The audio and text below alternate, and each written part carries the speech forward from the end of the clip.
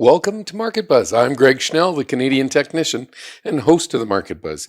Each show, we do a deep dive into different industries using weekly charts to see what is happening on a long timeline. Please follow me on Twitter at Schnell Investor, and you can also find my blogs on ospreystrategic.org as well as StockCharts.com.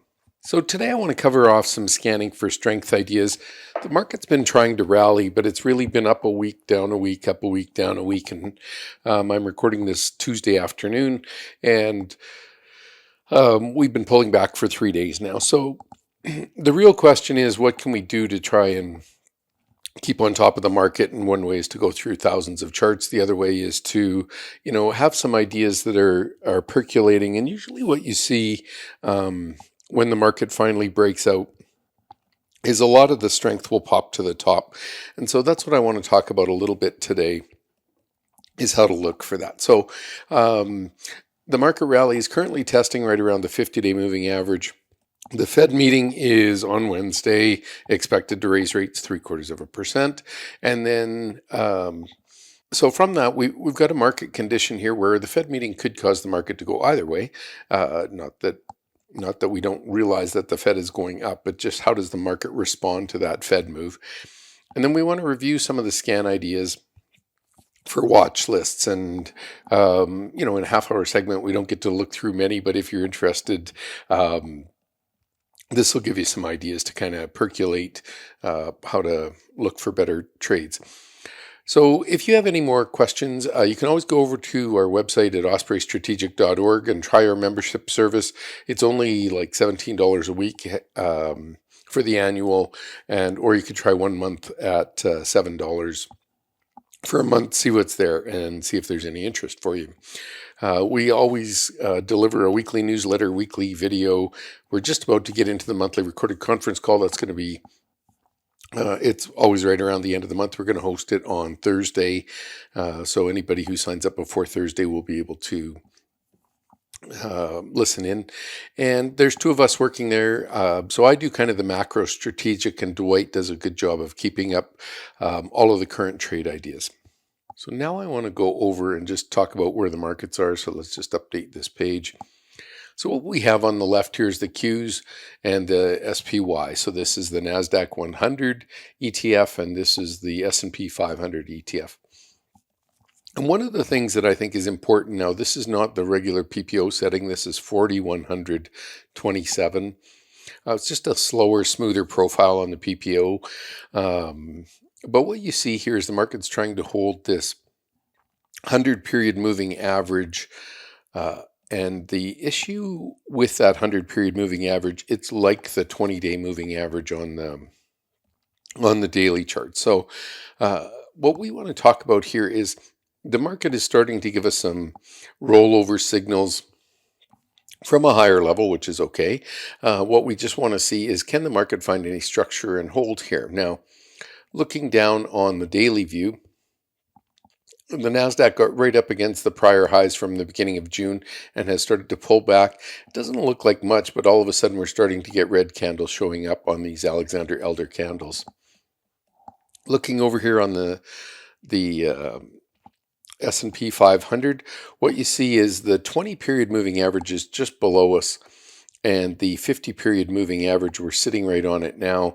So in both of these cases, we want to see if the market can kind of form a bit of a floor here and start to bounce out of the hole.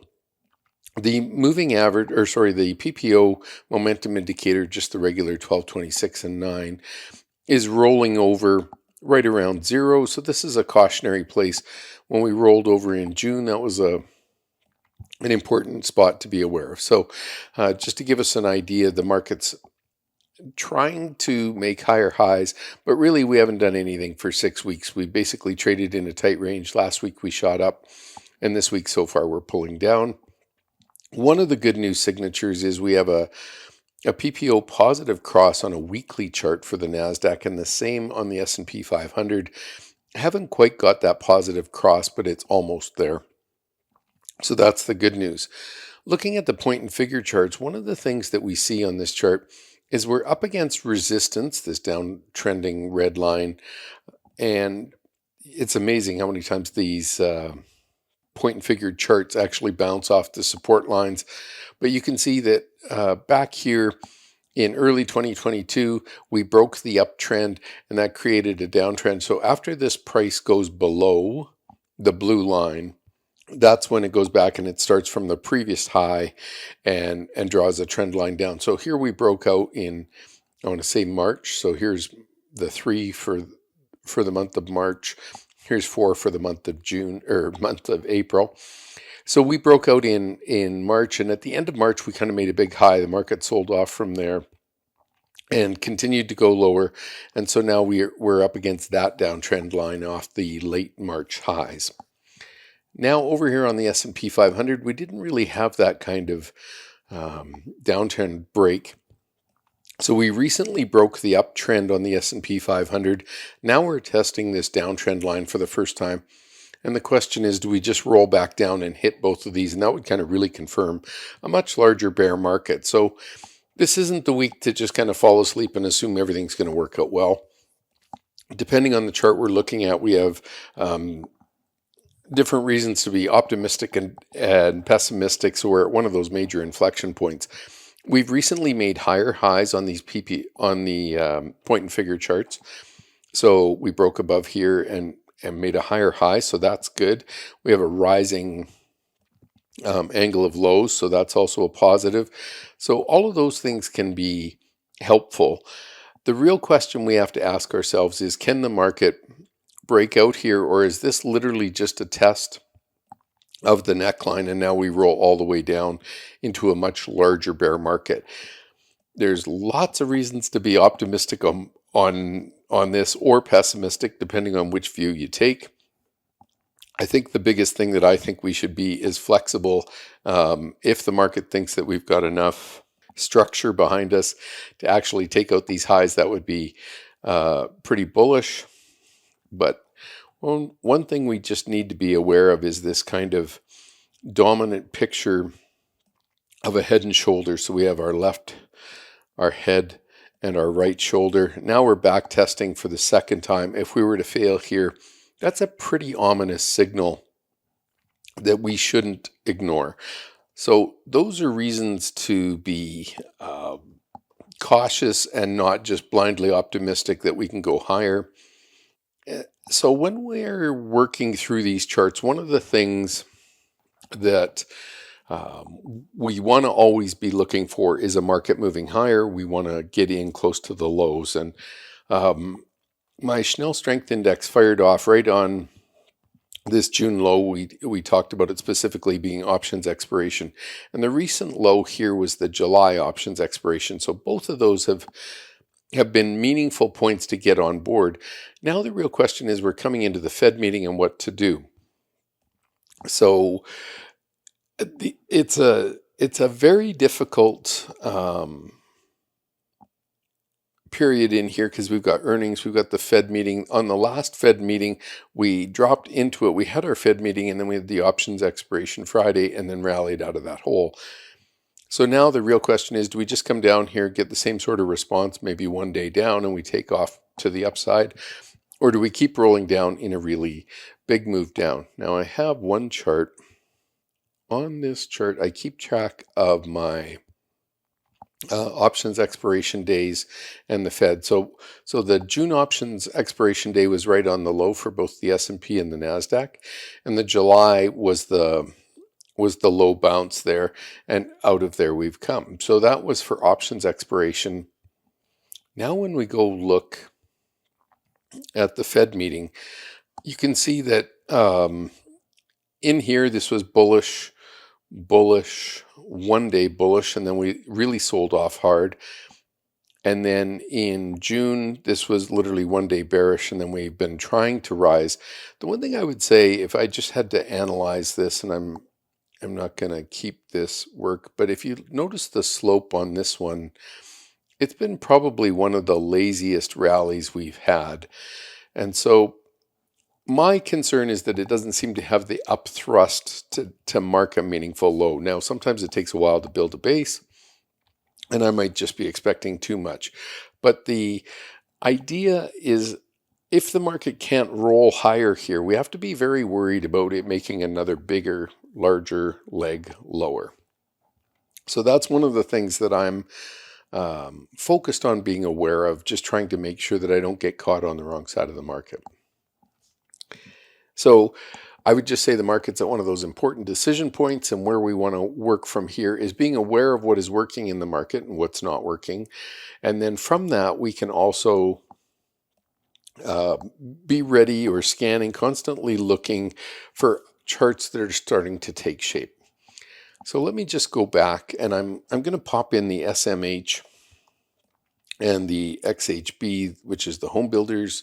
And what I want to show is that I didn't do that right. So I want to show SMH and XHB, the home builders. And what you see here is price action is almost identical. Even, couldn't be two more different ETFs. But the bottom line is they're both behaving about the same. Both of them are going on sell signals today, so that's something to be aware of. And then again, when we look at the charts, they both kind of have the same sort of overall view. And we see this over and over, that lots of the charts have that. If the semiconductors rolled over right here, that would look pretty much like they did at the beginning of June, or like they did at the end of March. So it leads us to be extra vigilant about protecting any profits we might have gained off this low. And if the market is going to break lower, we're at least prepared for that. Now, if I go get two other ones, and I'll just match them as opposites. So this is the XOP, oil exploration and production, and the software ETF. And these charts at least look different. The one thing I would say is that the XOP tried to make a higher high over last week's high this morning, Tuesday morning, and then kind of rolled down quickly. We're noticing that the software shares are very weak, down 3% today. So that's Tuesday, but definitely pulling well back off those highs. And, the sell signal is complete there. We don't have a sell signal on the exploration and production, but it's sitting right at the zero level, so it's an important place on the chart. Oil exploration and production was doing great to the end of June, and then literally fell apart with a big pullback. And then we have the software that's going down and going sideways. So all of these charts are giving us some ideas that we might not have a structural upturn coming just yet, because the charts are so weak. If you look at the software ETF, the PPO rolling over right around zero has been a very good place to be cautious. We're back there again. I noticed Shopify reported this morning, and it was down pretty hard. All of these issues that we've got coming out in the market, as price goes lower and it gets harder and harder for these companies to kind of have that bull mode of optimism, then that starts to weigh on the market as well. So even though we felt like we've had a lot of selling, we're not getting a lot of bright spots turning higher. So we really need to be aware of the potential for the market to make another leg lower. I think that's the biggest thing I want to mention today.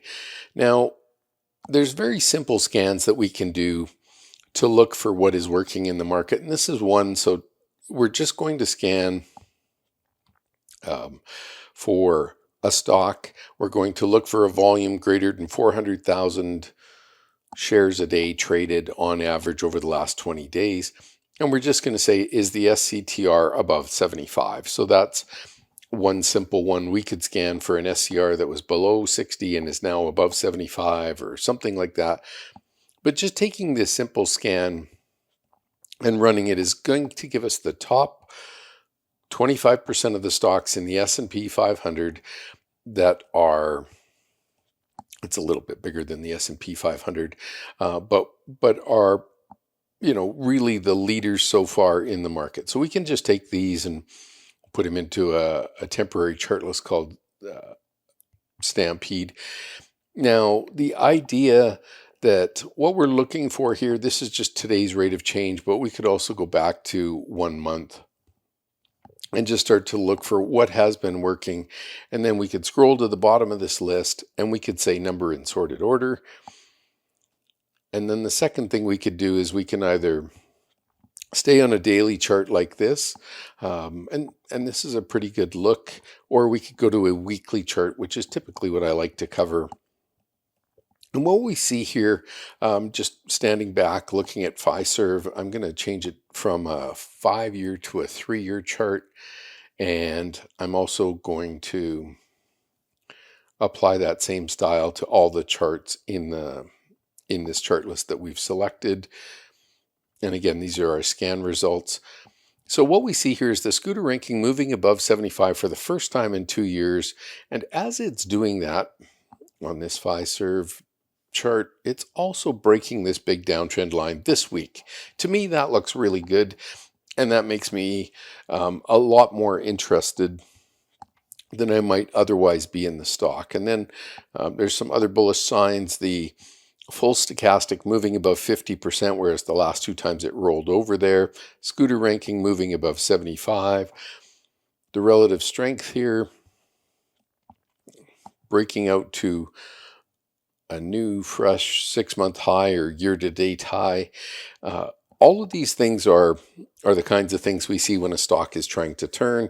And then the PPO momentum indicator, it's been flat for a long time. So normally I would draw a trend line here and I would look for some sort of breakout based on that.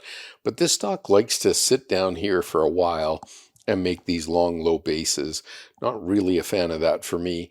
But once we get into this chart list, now we can just scroll through these. And again, we've sorted them based on the biggest moves in a month, right? When we did this chart, whoops, maybe we got it wrong. Did I forget to do that? No, that's all right. So they're sorted based on the best performance over a month. Now, let's go to EQT.